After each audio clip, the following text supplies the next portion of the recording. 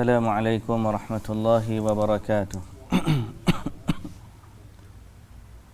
Bismillahirrahmanirrahim. Alhamdulillahi rabbil alamin.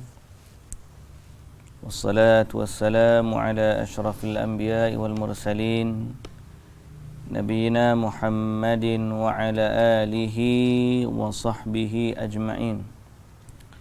Rabbi shrah li sadri wa yassir li amri wahlul 'uqdatan min lisani yafqahu qawli, amma ba'du. Muslimin dan muslimat, hadirin dan hadirat sidang jemaah yang dirahmati Allah Subhanahu wa taala sekalian. Alhamdulillah, alhamdulillah, alhamdulillah. Puji dan syukur kita rafa'kan pada Allah Subhanahu wa taala, Tuhan pemilik, pencipta, pentadbir, penguasa sekalian alam. Selawat serta salam atas Nabi kita Muhammad sallallahu alaihi wasallam, juga atas ahli keluarga baginda, para sahabatnya, para pengikutnya sehinggalah ke hari kiamat. Alhamdulillah, alhamdulillah, alhamdulillah. Syukur kita ke hadrat Allah Subhanahu wa taala kerana pada pagi ini kita diberikan kesempatan oleh Allah untuk bersama dalam siri bacaan kitab Lu'lu' wal Marjan, hadis yang disepakati oleh Al-Imam Al-Bukhari dan juga Muslim, yang merupakan himpunan hadis-hadis yang paling sahih, yang paling sahih. Banyak dah hadis yang kita dah sebut sebelum daripada ni, alhamdulillah memberi faedah kepada kita. Dalam masa yang sama kita juga nak galakkan agar masyarakat kita lebih dekat kepada hadis Nabi sallallahu alaihi wasallam. Ada orang kata kita ni kalau nak baca direct hadis Bukhari, Muslim secara terus langsung, maknanya tiba-tiba tu kita ambil subjek apa paling berat selalu. Berat terus lah maknanya. Orang lain ambil kecil-kecil dulu, baru pergi ke kitab hak besar-besar. Kita katakan pertama memanglah kita dah baca dah hadis 40. Kita juga ada baca kitab Riyadhus Salihin. Dalam masa yang sama tidak menafikan jalan-jalan orang nak ambil hadis daripada yang lain dulu, kemudian naik sedikit demi sedikit barulah nak sampai kepada Sahih Bukhari dan Muslim. Sebaliknya kita katakan boleh saja nak baca Sahih Bukhari dan Muslim, cuma saja pada perkara-perkara yang kita tak faham ataupun yang mungkin perbahasannya tinggi, kena rujuk syarah-syarah dia lah. Bukan sekadar kita baca terjemahan semata-mata. Ada telefon pula ni.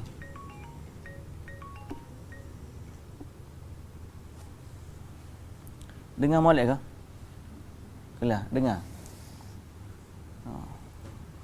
Baik, bukan sekadar kita baca syarah semata-mata, bukan sekadar kita baca terjemahan semata-mata. Dan juga kita tidak menjelaskan apa yang kita tidak tahu padanya. Gitulah. Kita dalam bab hatta kepada ilmu antara tafsir dengan tadabbur. Tafsir dan tadabbur ada beza. Tafsir ni umum. Tafsir ni khas. Tadabbur ni umum. Mana apa pula ni telefon. Aduh. Sekejap kena batal tu. Jap. Tertekan pula. Bentar. Abang nak kena stop. Hello. Apa? Ya Allah, abang tengah ngajar yang telefon ni be. Asalah tak payah. Ambil lah mana-mana pun ni be. Okeylah.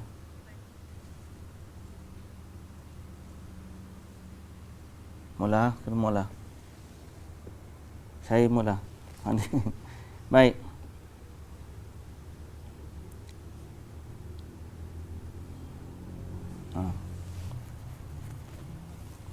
Baik, muslimin dan muslimat yang dirahmati Allah Subhanahu wa taala sekalian.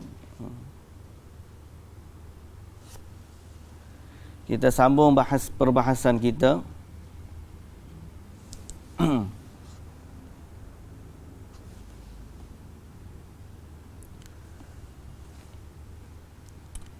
Iaitulah pada hadis yang ke-584.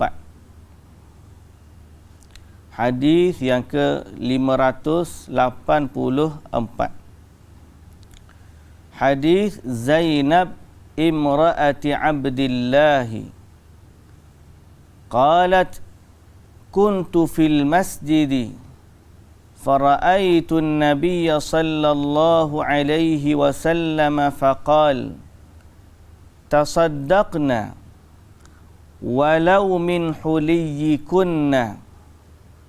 وكانت زينب تنفق على عبد الله وأيتام في حجرها فقالت لعبد الله سل رسول الله صلى الله عليه وسلم أيجزي عني أن أنفق عليك وعلى أيتامي في حجري من الصدقة فقال سلي أنت رسول الله صلى الله عليه وسلم فانطلقت إلى النبي صلى الله عليه وسلم فوجدت امرأة من الأنصار على الباب حاجتها مثل حاجتي فمر علينا بلال فقلنا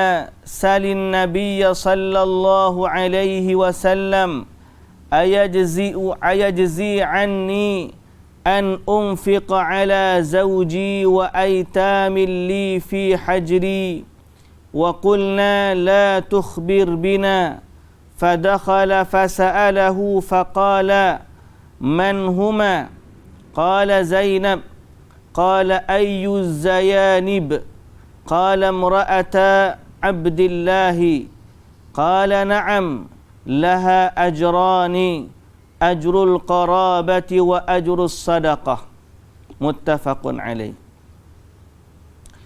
Zainab istri Abdullah bin Mas'ud radhiyallahu anhu berkata, ketika aku berada di masjid, Nabi sallallahu alaihi wasallam bersabda, hai para wanita, berinfaklah kalian walau dari perhiasanmu. Zainab biasanya yang menafkahi Abdullah suaminya dan anak-anak yatim yang ada di rumahnya. Anak-anak yatim yang ada di rumahnya.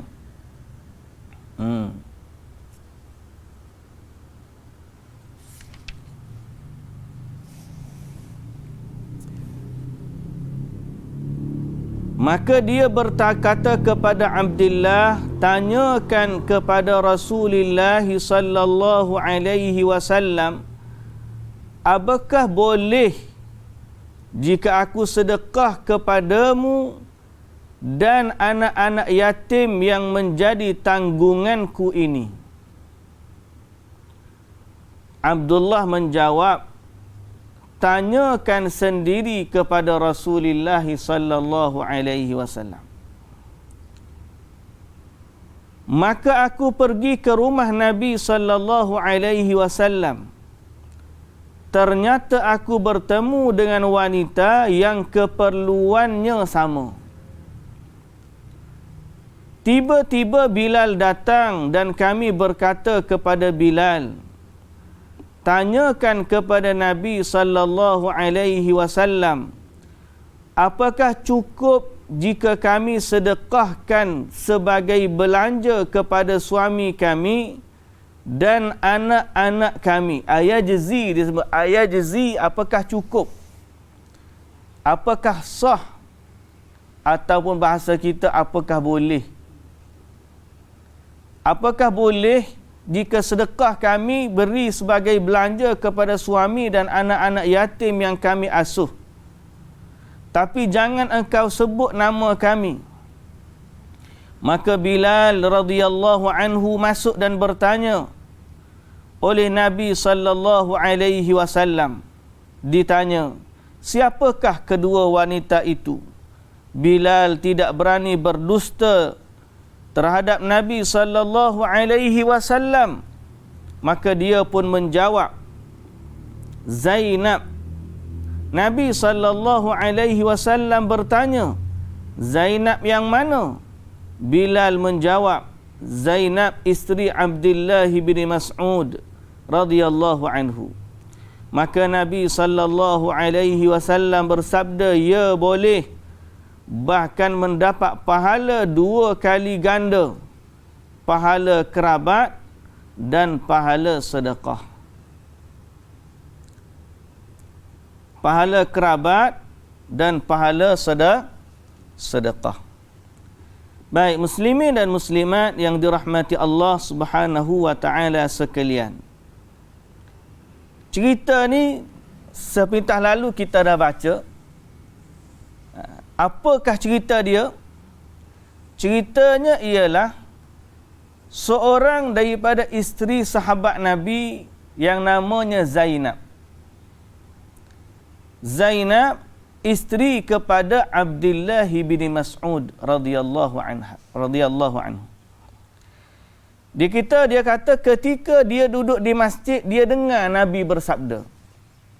Zainab ni duduk di masjid, kemudian dia dengar sabda Nabi sallallahu alaihi wasallam di mana Nabi memerintahkan para wanita untuk berinfak.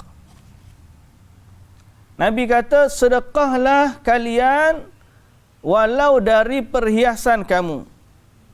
Walau min huliyikum, kamu bersedekahlah walaupun mendengar bagi perhiasan kamu. Itu galakkan kepada wanita agar bersedekah. Kenapa disebut min huliyikum, perhiasan? Karena biasanya wanita ni dia sayang kepada perhiasan dia. Benda lain dia sedekah juga. Cuma kalau dalam perhiasan ni, moga dia nak pakai. Payah juga nak sedekah kan? Tapi Nabi SAW suruh bersedekah walaupun dari perhiasan. Maknanya sampai kepada perkara yang dia sayang. Apatah lagi kalau harta-harta simpanan yang dia kurang sayang, bagilah.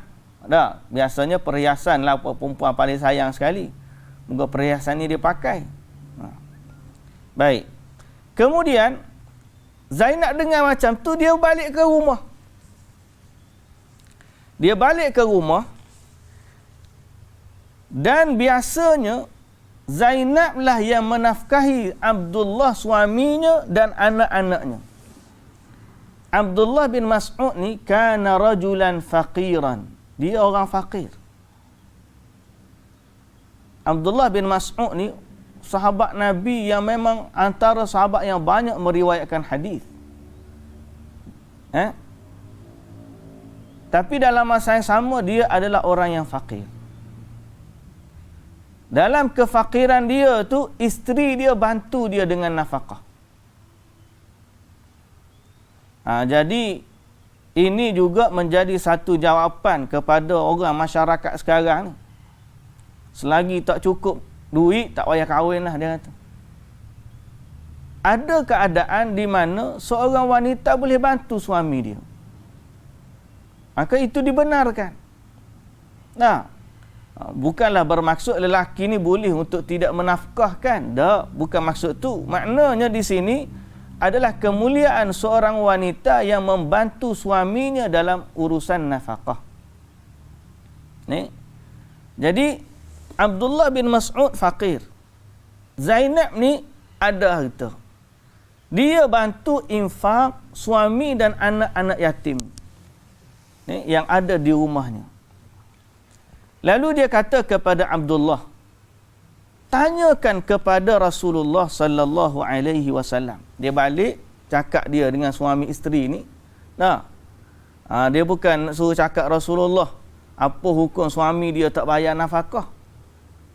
Dia baliknya tanya Rasulullah, apa hukum aku bagi nafkah?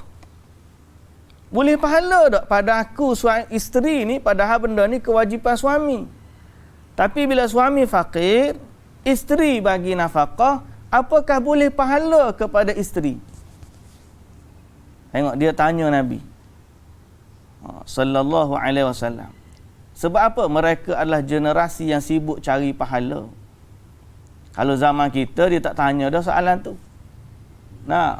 Dia akan tanya soalan, tanya Nabi, apa hukum suami tak bagi nafkah? Dia akan kata gitu. Ataupun dia kata apa? Harta suami milik aku juga, harta dia je. Dia tak wajib nafkah kepada suami, tak wajib nafkah kepada anak-anak. Harta suami milik dia, harta dia milik dia. Jadi tak apalah dia nak pergi melacung ke mana-mana ke apa tu, itu urusan dia. Suami jangan ambil tahu. Pasal hak ni harta dia. Banyaknya ada sebahagian wanita begitu. Dia bekerjaya dan dia sebagainya begini. Tak, hak ni dia milik dia aja. Suami jangan ambil.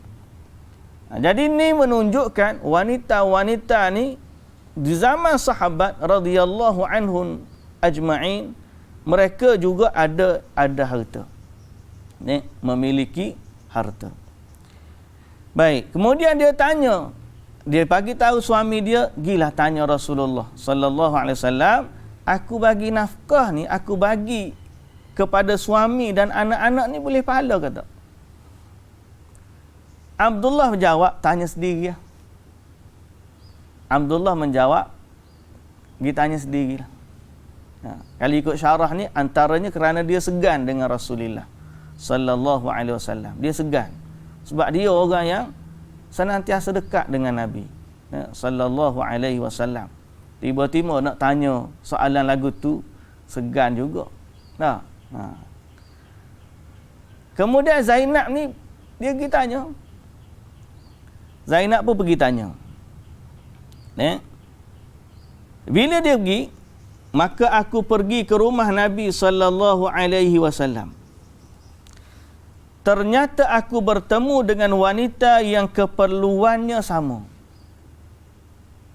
Keperluannya sama. Tengok ada seorang wanita lagi dekat rumah Nabi. Bila tanya dia, mu datang ni nak tanya apa? Aku nak tanya soalan sekian-sekian. Serupa soalan kita. Dalam sebahagian syarah hadis, Zainab juga nama dia. Tapi Zainab imraati Abi Mas'ud. Ini Ibnu Mas'ud. Wallahu ta'ala alam. Tapi disebut dalam riwayat muttafaqun alaih ni, seorang wanita yang tidak disebut nama. Jadi wanita tu kata, aku pun nak tanya soalan sama juga. Okey ya. Tengah-tengah begitu, tiba-tiba Bilal datang. Bilal datang, nak pergi jumpa dengan Nabi sallallahu alaihi wasallam. Kami pun berkata kepada Bilal, boleh tak tolong tanya Nabi? Tanya Nabi apakah cukup ataupun apakah sah, apakah boleh pahala jika sedekah kami belanjakan kepada suami dan anak-anak yang kami asuh. Jadi Nabi cakap tadi di masjid, suruh wanita bersedekah.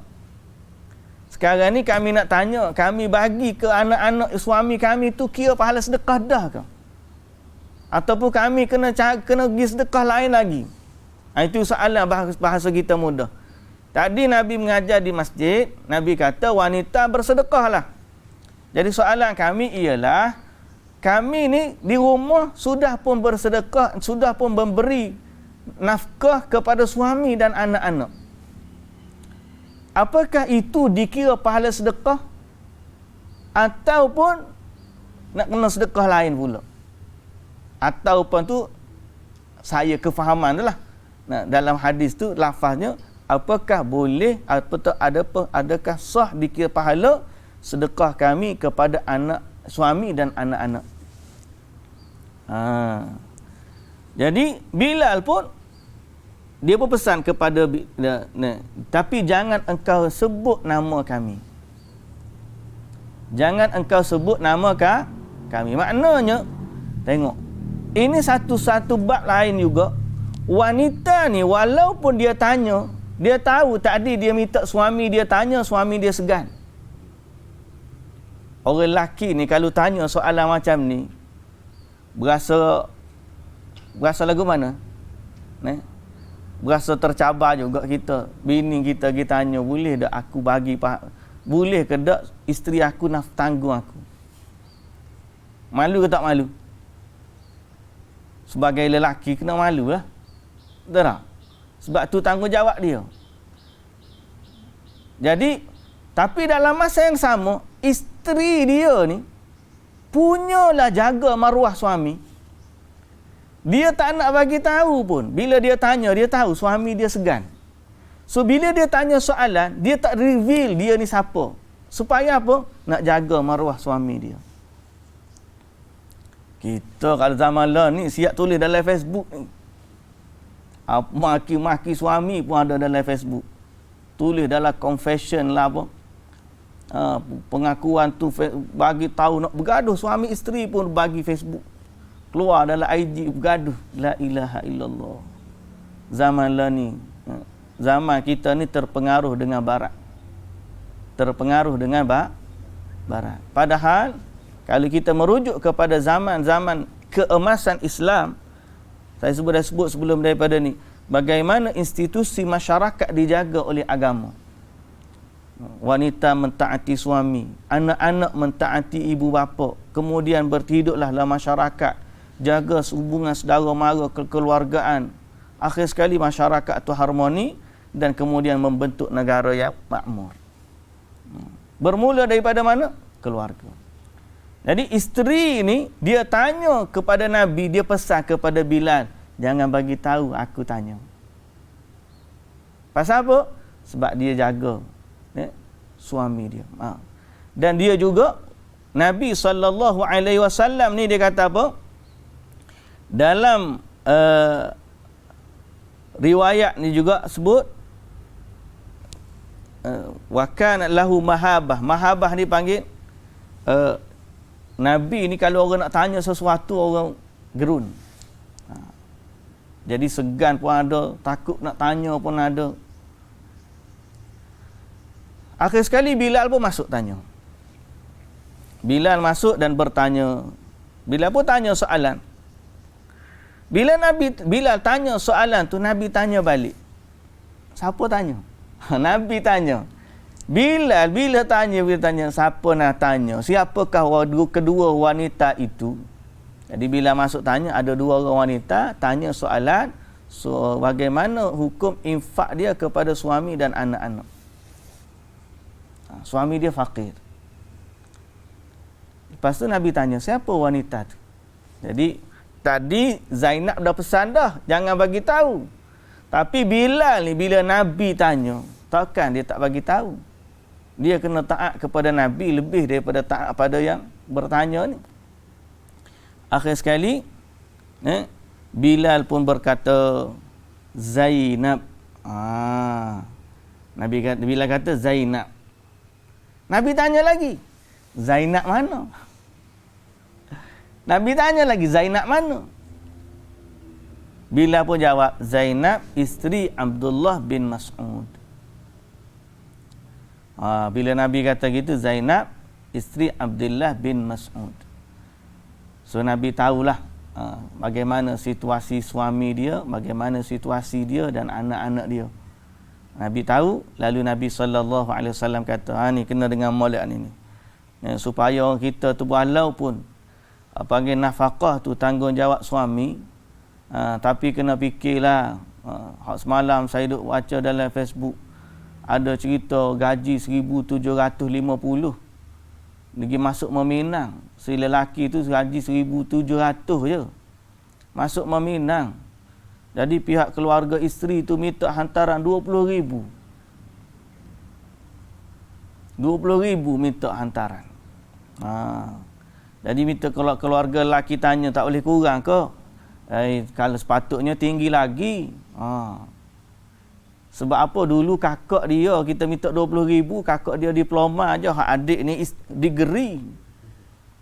Patutnya itu lagi, tapi kita kira samalah dengan kakak dia. Tuntang gemari pihak lelaki kata balik tak, balik pakai balik sudah dah lah. Pakai tak jadi dah, meraung lah hak perempuan tu. Dah. Jadi perkahwinan ni jangan dilihat dari sudut orang panggil kita cara nak pitih je. Bila kahwin, kalau tak ada duit jangan duk kahwin lah.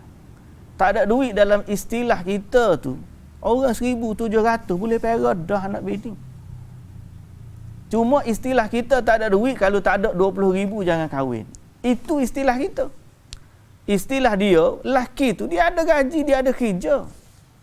Banyak mana tu rezeki dia. InsyaAllah bila dah kahwin, Allah tambah rezeki pula. Rezeki dia dengan isteri dia. Dapat anak, tambah pula rezeki. Rezeki anak-anak pula. Tapi orang kita ni kalau tak ada duit, jangan kahwin lah. Istilah kalau tak ada duit tu, kena bayar 20,000 hantaran. Mas kahwin lain lagi. Hantaran, lepas tu, aku panggil apa? Kenduri lain lagi. Lepas tu nak kena sewa rumah lah. Nak kali. Bukan hukum yang memayahkan, kita yang memayahkan. Zaman Nabi ni orang fakir, isteri tu dia tak malu pun nak, malah dia tanya Rasulullah sallallahu alaihi wasallam, boleh pahala tak kalau aku tanggung suami? Maknanya kalau dia contohnya kerja 1,750, isteri ada degree, dapat pula kerja, sama-sama tanggung keluarga, boleh pahala tak? Boleh jadi pahala lagi besar hak isteri tu daripada suami. Boleh jadi. Wallahu ta'ala alam. Tapi bila Nabi ditanya soalan ni oleh Zainab, Nabi jawab apa? Dengar. Nabi kata, ya boleh pahala. Bahkan dia mendapat 2 kali ganda pahala. Satu, pahala kerabat. Maknanya berbuat baik kepada kaum kerabat. Baik kepada suami, dia berbuat baik, berbakti kepada suami dia. Dan yang kedua, dia mendapat pahala sedekah. Dia mendapat pahala sedekah.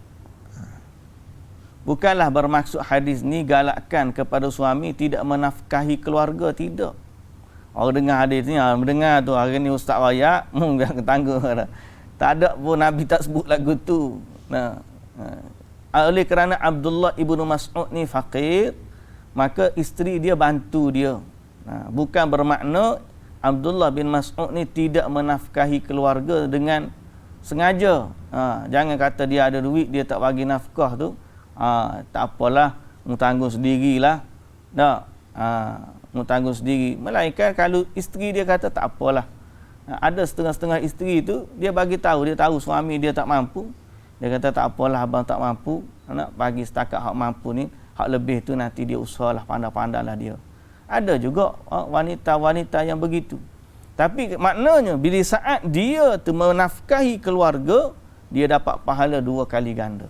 Kata Nabi sallallahu alaihi wasallam, "Na'am laha ajrani." Bagi dia 2 pahala. Ajrul qarabah, pahala menyambung hubungan kerabat, yakni berbaik kepada suami, bagi kepada anak-anak, dan juga pahala sedekah. Dapat pahala sedekah. Baik. Muslimin dan muslimat yang dirahmati Allah Subhanahu wa taala sekalian. Okey. Jadi jelas kepada kita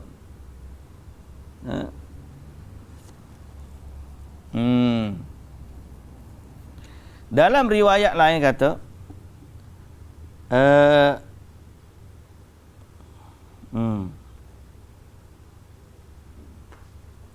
dan riwayat kata Zainab ni sebut lepas dia dengar Nabi bagi tahu di masjid, dia kata kepada suami dia, innaka rajulun khafifun dzal yadi wa inna Rasulullah sallallahu alaihi wasallam qad amarna bis sadaqah.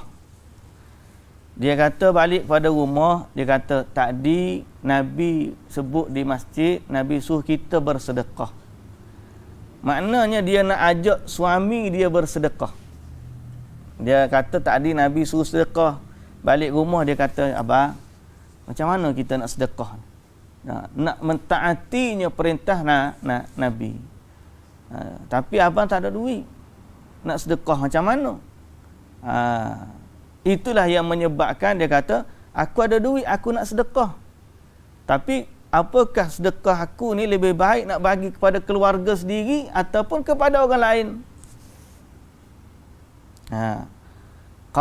Faqala li Abdullah bal i'tihi anti. Abdullah kata, gila tanya Nabi sendiri. Maknanya dia ni mentaati perintah Nabi sallallahu alaihi wasallam. Baik, muslimin dan muslimat yang dirahmati Allah Subhanahu wa taala sekalian.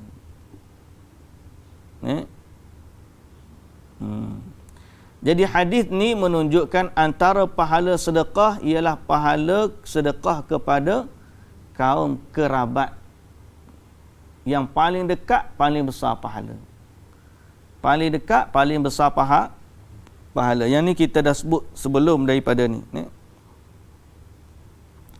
Nama isteri dia Zainab binti Abi Muawiyah. Zainab binti Abi Muawiyah.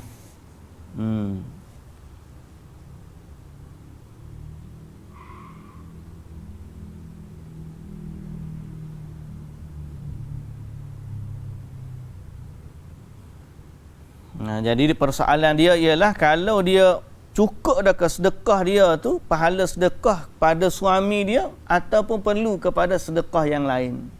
Itu soalan dia. Kalau dia bagi dah sedekah kepada suami dia, okey dah ke? Ataupun tu tak kira sedekah lagi. Dia dikena sedekah kepada orang lain baru dikira sedekah. Itu persoalan yang dia nak tanya. Okey. Dia kata wasababu imtina'ihi 'anis su'al huwa mahabatuhu radhiyallahu anhu lin nabi sallallahu alaihi wasallam. Pertama, dia segan kepada Nabi. Abdullah bin Mas'ud, dia segan kepada Nabi. Yang kedua, dia takut dikatakan juga, dia takut nak tanya atau dia segan nak tanya disebabkan li'anna su'ala minhu yumbi'u 'anit tama'. Kerana takut-takut soalan tu dianggap tamak. Tamaknya maknanya tanya soalan biar isteri dia ni tak payah sedekah kat orang lain, sedekah kat dia je.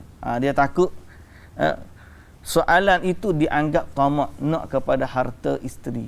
Padahal isteri dia memang nak bagi kat dia. Nanti dia pun pergi tanya soalan balik ni, isteri itu tak payahlah sedekah kat lain. Pakai sedekah ke suami-suami je lah. Jadi kalau takut-takut dibimbangi perkataan begitu, menampakkan tamaknya suami. Jadi itu antara sebab kenapa Abdullah ibnu Mas'ud tidak tanya sendiri kepada Nabi sallallahu alaihi wasallam.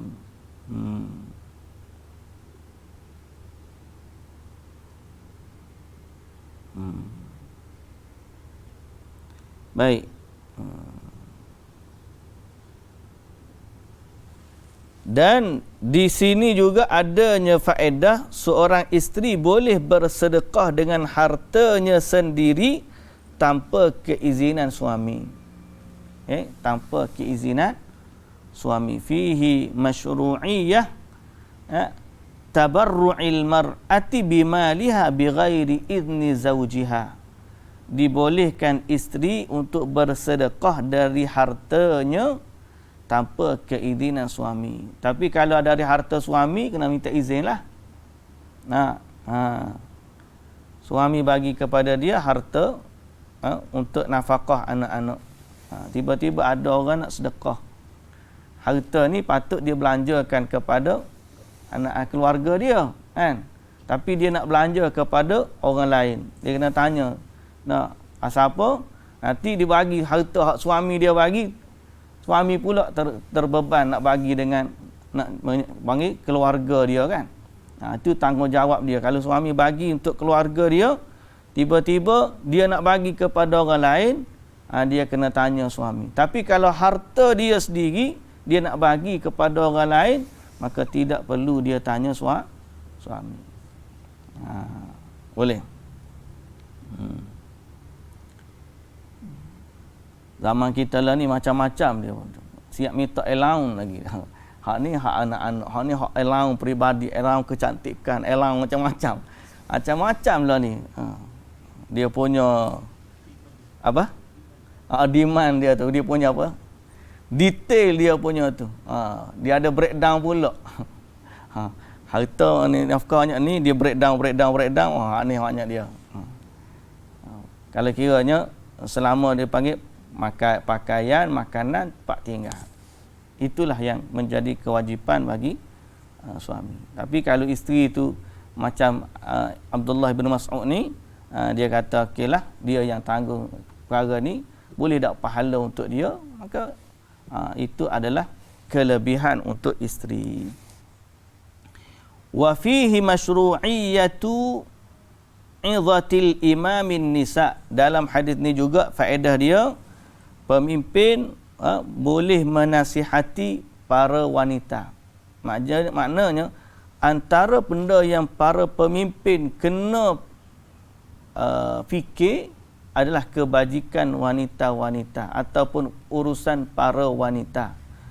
Di mana Nabi SAW ni dia memberi nasihat khusus kepada wanita-wanita. Ada waktu Nabi memberi nasihat khusus untuk wanita. Baik. Okeylah. Hadis yang seterusnya, baru masuk hadis yang seterusnya. Panjang hadis ni.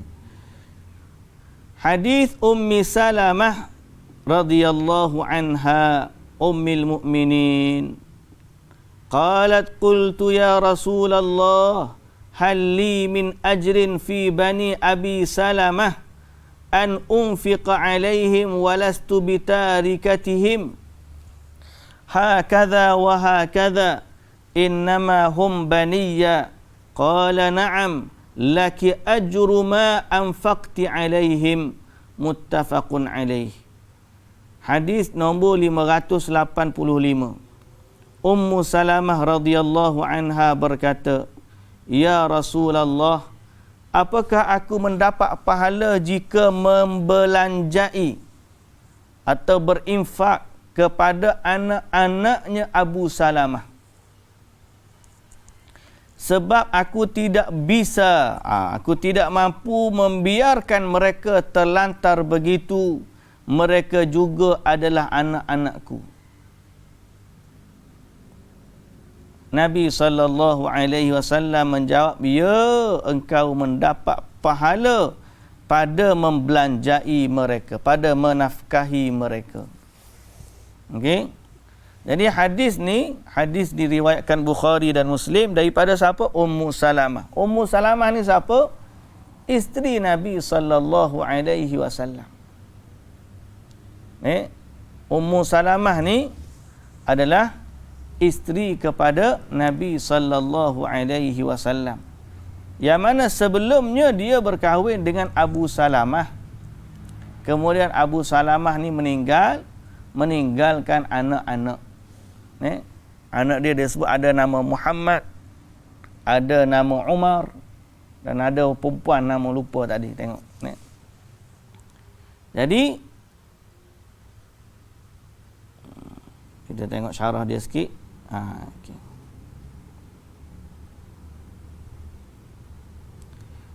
Dia kata apa?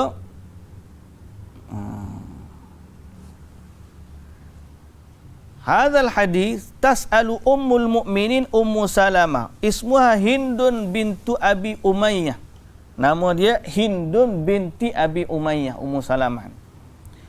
Isteri kepada Nabi SAW. Dia tanya, apakah dia boleh pahala pada infak terhadap anak-anak dia dari Abu Salamah bin Abdul Asad, alladhi kana zawjuha qabla an-nabi, yang mana dia adalah Abu Salamah ni suami dia sebelum Nabi, dan dia ada anak dengan Abu Salamah, nama Umar, Muhammad, Zainab dan Durrah. Durrah. Boleh ambil nama ni Syahid. Comel nama ni.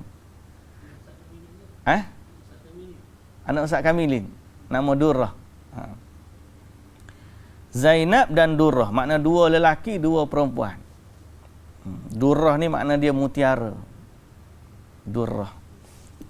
Walam yakun lahum malun wahum aitam. Dan Abu Salamah waktu tinggalkan mereka, dia tidak meninggalkan harta untuk anak-anak yatim ini. Jadi harta anak yatim ni tak ada harta. Tapi ibu dia ni, Ummu Salamah, kahwin pula dengan Nabi SAW. Jadi Ummu Salamah jaga anak-anak dia. Anak-anak yatim dari Abu Salamah. Tapi anak-anak dia jugalah. Anak-anak dia juga. Jadi dia tanya Nabi SAW. Okey. Dia kata, aku jaga anak-anak dia ni. Jaga anak-anak ni, anak-anak yatim daripada Abu Salamah.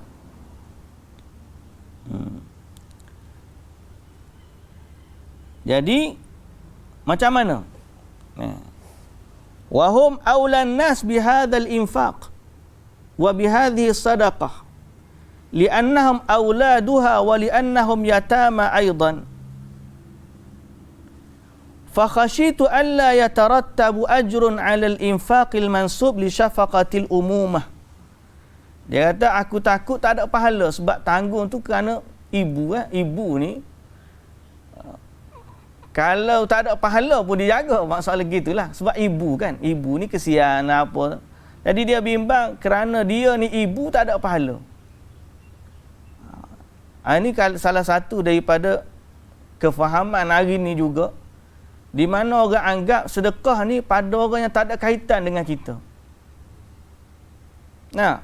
Sedekah ni kena orang luar. Kalau kita bagi ke anak-anak kita tu bukan sedekah lagi.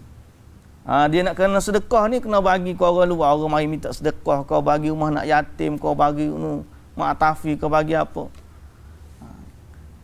Padahal dalam rumah dia tu adalah sedekah dia juga. Dika pahala sedekah dia juga. Jadi fa khasyitu alla yatarattaba ajrun 'alal infaqil mansub li syafaqatil umumah. Dia bimbang, takut-takut dia tak dapat pahala kerana memberi infak kerana kesian, simpati seorang ibu. Simpati seorang ibu. Fasa'alat li ta'lama hal sayakunu laha fi hadhihi nafaqati ajrun. Lepas tu dia tanya, dia tanya macam mana dengan apakah apa yang dia bagi pada anak-anak dia tu dikira nafkah, sedekah. Jadi Nabi SAW kata, na'am, ya, dia mendapat pahala daripada apa yang dia infakkan pada anak-anak dia. Seorang ibu bagi kepada anak-anak dia dapat pahala juga. Dapat pahala juga. Jadi dia kata wa fil hadisi thubutul ajri. Faedah daripada hadis ini bolehnya pahala pada nafkah keluarga walaupun secara tabiatnya benda tu wajib. Maknanya kita ni kita tak niat pun pahala. Bukan tak niat pahala, tak adalah kata kita niat sedekah. Kita niat nak pera dia sebab dia anak kita. Kan? Dia tu anak kita, kita jaga dia. Tak adalah setiap kali mak dia ni senuk nasi ni, aku niat pahala sedekah ni. Tak ada gitu kan. Ayah dia balik beras ke pikul guru beras goni ke, ambillah aku niat pahala sedekah ni. Dia tak niat lagu tu pasal apa? Dia niat ni memang anak dia nak kena jaga. Betul tak? Hatta mungkin dia tak fikir-fikir pun, dia fikir anak dia ni aku kesian, tak boleh tengok anak aku ni kalau dia lapar, kesian kat dia. Secara tabiatnya seorang ibu, seorang ayah tak boleh tengok anak kelaparan. Betul tak? Lalu dia memberi makan kepada anaknya kerana sifat keibubapaan yang ada. Apakah kerana begitu dia diberi pahala? Jawapan dia, ya. Selama dia memberi rezeki dari yang halal. Selama dia memberi rezeki dari yang halal, nak tanggung keluarga ni, dikira pahala juga. Okey? Walaupun secara tabiat dia buat tu secara tabiat naluri dia, ataupun bahasa kerana naluri lah tak? Naluri keibubapaan. Kita tengok anak kita kesian. Kita pun dia dapat, kita masak nasi bagi. Dia dahaga, kita bagi air minum bagi. Dia menangis, kita bagi susu. Semua tu dikira pahala untuk suami ataupun isteri. Okay. Hadis yang seterusnya. Hadis Abi Mas'ud Al-Ansari radhiyallahu anhu 'anin Nabi sallallahu alaihi wasallam qala: "Idza anfaqa al-muslimu nafaqatan 'ala ahlihi wa huwa yahtasibuha, kanat lahu sadaqah." Abdullah bin Mas'ud Al-Ansari radhiyallahu anhu berkata, Nabi sallallahu alaihi wasallam bersabda, seorang muslim jika membelanjai keluarganya dengan ikhlas kerana mengharapkan pahala, dia ikhlas kerana mengharapkan pahala dari Allah, maka itu sama dengan sedekah atau dianggap baginya sebagai sedekah. Hatta satu suapan yang masuk ke dalam mulut suami ataupun mulut isteri dan juga anak-anak, dia dikira pahala sedekah. Hatta suapan hak kita duk makan, kita bagi balik, kita panggil orang lelaki kata tak apa, beras kita beli tak, dia panggil. Konon-kononnya lambang kelakian lah, beras kita beli. Jangan takut bini, dia kata beras kita beli. Memanglah beras kita beli, orang perempuan jawab, tapi mu makan beras kau makan nasi, nasi aku masak. Dia duk balas gitu tak habis-habis lah. Dia kata kalau cik suami balik cakap beras kita beli, suruh dia makan beras dia, jangan makan nasi. Aduh, tak habis-habis. Padahal hak jo beli beras pun dapat pahala, hak jo masak beras jadi nasi pun dapat pahala, hak wa balik ikan ke rumah pun dapat pahala, yang goreng ikan pun dapat pahala. Hak wa balik kelapa pun balik rumah pun dapat pahala, hak perah santan jadi gulai pun dapat pahala. Semuanya dapat pahala belaka. Jangan duk kira ni tanggungjawabmu, ni tanggungjawab aku. Tak, kita ni sama-sama menuju syurga. Kalau dia tinggi darjat kat syurga, kita nak tumpang dia. Kalau suami kita lagi tinggi darjat dia dalam syurga, kita nak tumpang dia. Kalau isteri tinggi darjat daripada dalam syurga, kita nak tumpang dia. Biarlah mana tinggi. Ni badi rendah. Munglah aku nak tumpang dalam syurga hakmu tinggi. Kita nak suruh nak duduk kedudukan tinggi. Tapi berlumba pakak tak nak buat. Macam mana? Jangan berlumba pakak tak nak buat. Aku tak nak buat lah. Membuatlah sebab ni tanggungjawabmu. Jadi duk badi tak nak buat. Sebaliknya patutnya kita berlumba-lumba nak buat. Sebab apa? Kalau siapa yang buat tu dialah lagi tinggi pahala dia. Lagi besar darjat dia.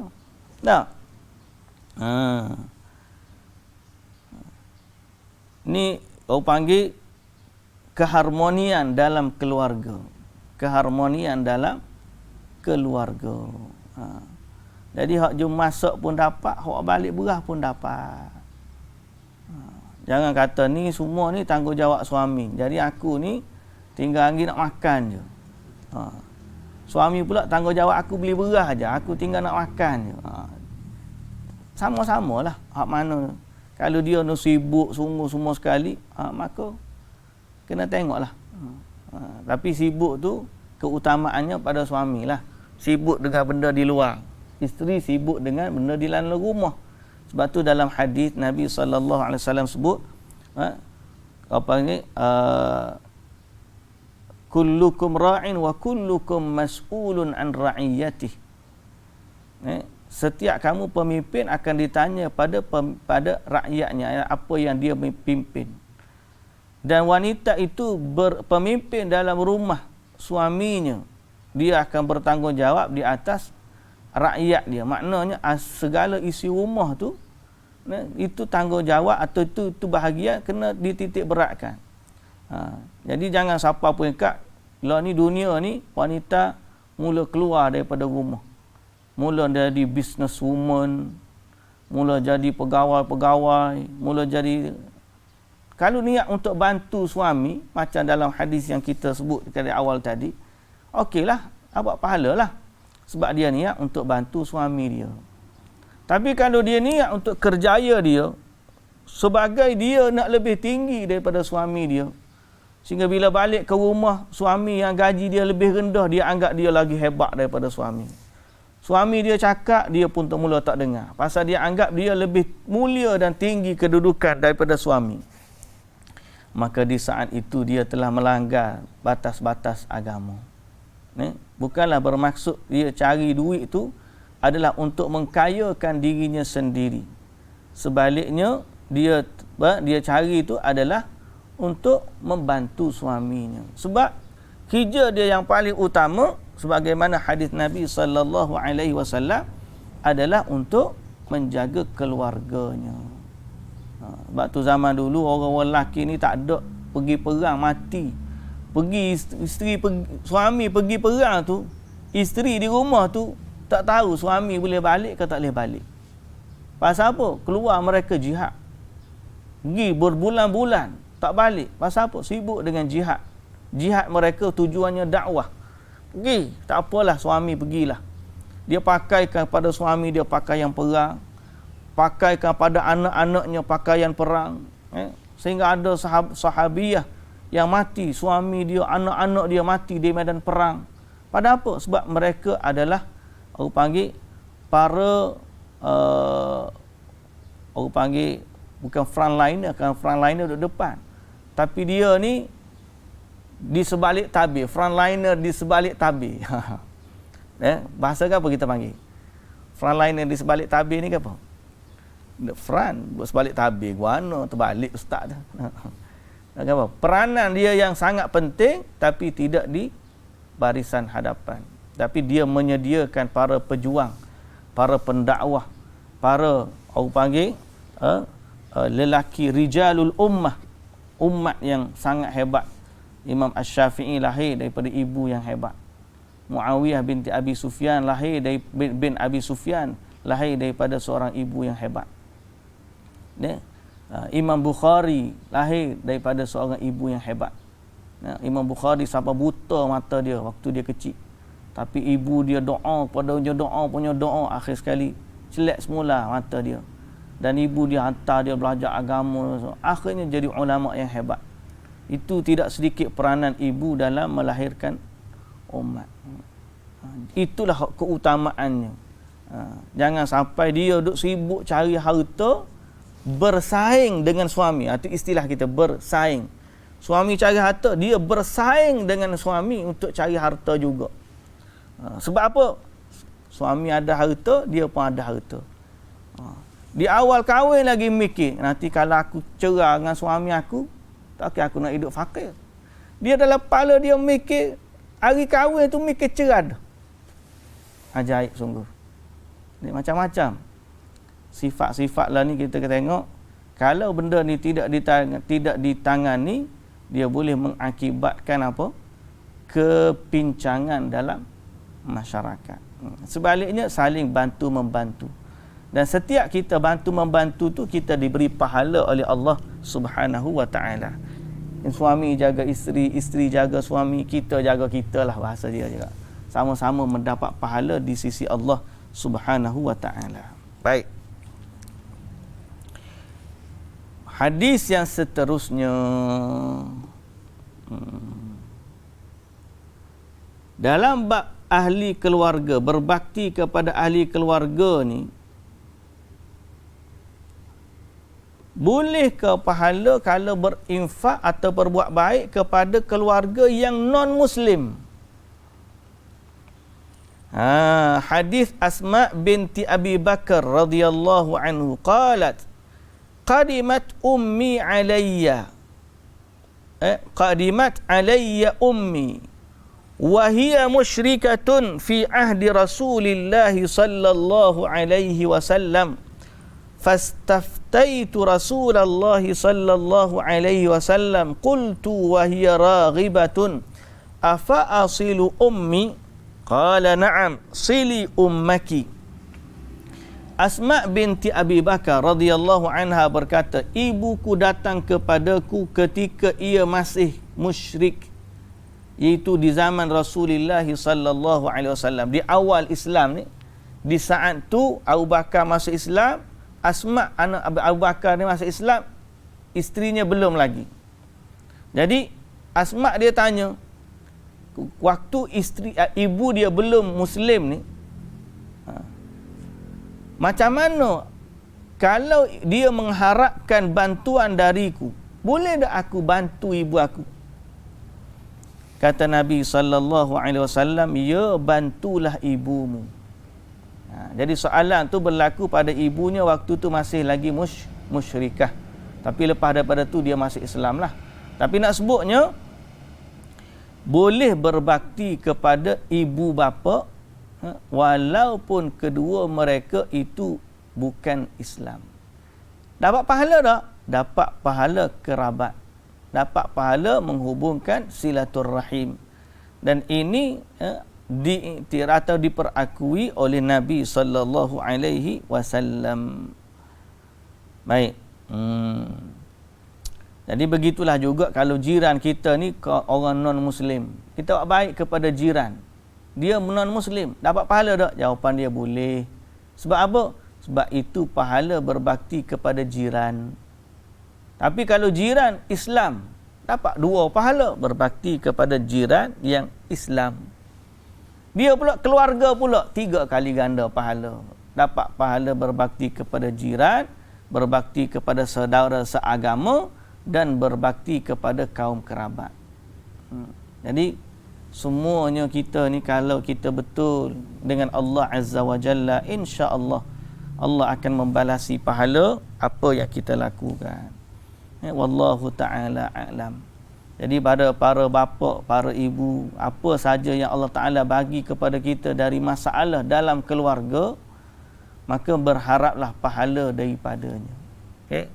Kadang-kadang kita ni anak sakit, ada orang anak sakit habis bergolok gadai. Anak dia sakit bukan sakit biasa-biasa. Sakit kanser, kena berhenti kerja, kena jaga anak. Suami pula bertukar lumu, cari harta nak beli obat, nak hantar ke hospital, nak balut luka lah apa semua. Sesungguhnya semua itu bernilai pahala di sisi Allah Subhanahu wa taala. Jangan pernah kita anggap apa yang Allah Taala bagi kepada kita dari ujian keluarga itu satu bala, tak. Malah sebenarnya itu adalah satu asbab untuk kita mendapat pahala. Ni ada orang ni Allah Taala uji dia. Mungkin dia terpaksa membelanjakan harta yang banyak untuk ahli keluarga, sampai dia diri sendiri pun tak sempat nak itu. Habis harta dia tu untuk anak isteri je. Dan macam kita sebut tadilah, harta dia tu anak dia sakit kanser. Habis harta. Ni ada saya kenal seorang tu, habis harta. Sampai anak dia meninggal tu, Allah Ta'ala ganti balik dengan harta yang banyak pula. Tapi dia cerita, saya tanya, macam mana boleh senang begini meniaga ni? Dia kata, Ustaz jumpa dia ni masa hak niaga hutun dah. Sebelum pada dia menaga ni, dia jadi nurse, jadi misi, jadi nurse di sebuah hospital swasta. Suami dia kerja taksi, driver taksi. Suami driver taksi, dia nurse. Hak hebat laginya, dia adalah keturunan diraja. Kalau daripada surat, isteri dia ni ada yang mulia depan. YM. Maknanya dia kerabat diraja. Tapi dia kerja nurse, suami dia driver taksi. Dan dia sendiri pun happy. Dia happy. Tak adalah kata dia nak itu apa semua. Takdirnya Allah Ta'ala, dia ada 3 orang anak, 2 lelaki, 1 perempuan. Allah takdirkan yang sulung kena kanser. Bayangkan, suami driver taksi, isteri nurse swasta. Bukan kerja kerajaan. Kalau kerja kerajaan, nurse pun tak apalah, muka bawah kerajaan kan. Driver pun tak apa. Ni bukan driver bawah kerajaan. Driver taksi. Bawa sendiri. Dia terpaksa berhenti kerja nurse untuk fokus jaga anak-anak dia. Hospital tu, ada kerja tu, bantu dia dari segi rawatan, ubat. Suami pula berhenti bawa taksi. Fokus jaga anak-anak. Dia nak cari mana duit. Hampir-hampir dia kata kita ada beli rumah itu. Nak jual rumah kita. Pasal apa? Nak jaga anak. Patut dia buat terapi untuk anak dia. Terapi ni mahal, bukan murah. Tak. Siapa terapi hak luar daripada hospital pun, hospital kata kena bagi dia ni duduk tenang, jangan tu. Dia sewa tanah, berkebun dengan anak-anak. Buat kebun dengan anak dia, tak nak bagi stres, tak nak bagi kanser tu makin merebak kan. Bolehlah tahan beberapa tahun, tapi akhirnya anak dia meninggal. Habis harta. Akhir sekali dia fikir, sebelum daripada anak dia meninggal tu, dia fikir. Anak dia kata, "Mak, tak apalah, mak jual nasi lah, mak jual nasi." Mak jual nasi. Nak beli ubat, nak beli apa lagi. Sebelum anak dia dah meninggal tu, dia sempatlah pergi tengok. Dia tunjuk ke mak dia tempat dia nak berniaga. Jual sini mak, bagus sini ni. Tapi akhir lepas tu anak dia mati, mak dia pun berniaga. Allah ganti balik, alhamdulillah, banyak pahala. Tapi nak sebutnya begitulah. Jangan pernah kita rasa apa yang Allah Ta'ala bagi kat kita tu menyusahkan kita. Dalam keluarga anak ramai, makin ramai anak, makin banyak pahala kita. Kita infak ni bagi mulut ni, bapak mulut ni, mulut bagi banyak lagi banyak pahala. Orang lain ni tak nak, dia nak seorang je. Dia nak 2 orang cukup dah. Padahal lagi banyak dia tu, lagi banyak pahala. Dia suap mulut dia tu, Allahu Akbar. Jadi apa saja yang Allah Ta'ala bagi dalam keluarga tu, ihtisablah, berharaplah akan pahala dari Allah Azza wa Jalla, dari sudut kesabaran kita, dari sudut kita kerja cari Allah, patuh tulah belakang nak cari rezeki untuk keluarga. Ada siapa travel jauh-jauh pergi, balik penat dan sebagainya, semata-mata nak menafkahi keluarga. Ketahuilah para suami, di situ adalah lubuk pahalanya. Kita tak sedar, di situ pahala. Dan isteri pula, di situlah pahala dia melayani suami dan melayani anak-anak dia. Kerana semua tu adalah gandingan untuk kita menuju syurga Allah Subhanahu wa Ta'ala. Ini mudah-mudahanlah Allah memberkati kita semua pada apa yang kita nafkahkan pada keluarga kita, apa yang baik dari Allah Subhanahu wa Ta'ala, yang tidak baik, yang lemah dari kekurangan saya. Wallahu ta'ala alam. Mudah-mudahan kita mendapat faedah daripada perbincangan hari ini, dan kita sambung pada minggu hadapan insya-Allah. Subhanakallahumma wa bihamdika asyhadu an la ilaha illa anta astaghfiruka wa atubu ilaik. Aqulu qawli hadza wa astaghfirullahal azim li wa lakum. Wassalamu alaikum warahmatullahi wabarakatuh.